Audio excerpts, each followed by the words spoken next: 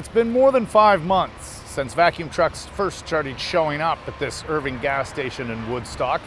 That was back in mid-December when they started the cleanup of more than 180,000 liters of leaked diesel fuel.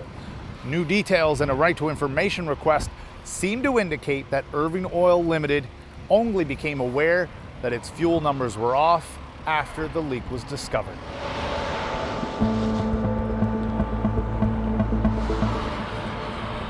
In an email dated January 7th, Mallory Gillis, a manager of contaminated sites with the Department of Environment and Local Government, updated colleagues following a high-level update meeting with Irving. She wrote, "They have already identified some discrepancies in product inventory in the week leading up to the incident, and they'll continue to investigate if this was a process or software failure. They will be looking at other Irving sites to see if they have the same vulnerability." That leak triggered the Department of Environment to launch a province-wide investigation into gas stations. And on May 5th, the department wrote in a press release that the department has completed 30 inspections around New Brunswick since launching the exercise in April. Non-compliances were observed at 14 sites.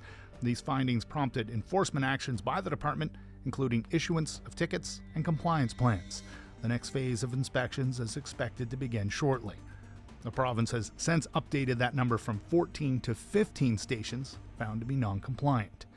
Minister Gilles Lepage says the province has issued tickets for these minor infractions totaling around $6,000, but he still won't comment on what that original issue was at the Irving station in Woodstock and why it wasn't immediately detected. The investigation is still going on, ours and also Irving's investigation, and we'll combine both, and we'll find recommendations, solutions, and more actions probably after that we get those reports. Lepage says he hopes the report will be finished in a month and says it will be made public. Everything that I can make public, yes, I will make public.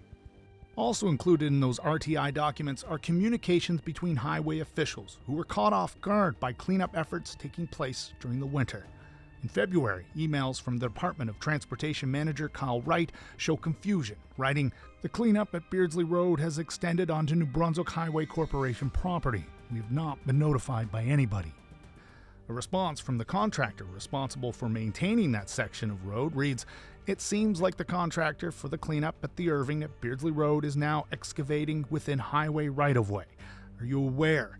We have not been advised of any plans in this regard. Any information the province has for this cleanup would be appreciated." That government department wasn't the only group in the dark about the leak.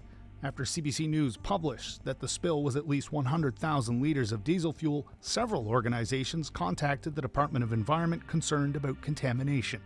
Those included emails from private developers, enforcement officers from Environment and Climate Change Canada, Woodstock Nations Fisheries, and the town of Woodstock.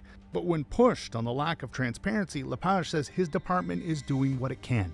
We're answering every citizen that requests an answer. Our staff is there to answer questions. The consultant staff is there to answer questions. And of course, the company is also there and also responsible to answer those questions. Interview requests by CBC News to Irving Oil Limited have gone unanswered since the leak was first discovered.